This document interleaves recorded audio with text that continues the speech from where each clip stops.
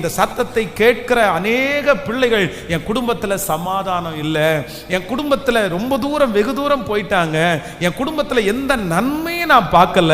ஆனால் இந்த மாதம் கர்த்தர் வாக்கு கொடுக்கிறார், தாவீது தன்னுடைய குடும்பத்தை மறுபடியும் இழந்த குடும்பத்தை பெற்றுக்கொண்டது போல இழந்து நிற்கிற உங்களுடைய கணவனாரை கர்த்தர் மறுபடியும் திரும்ப நீங்கள் பெற்றுக்கொள்ளுவீர்கள்.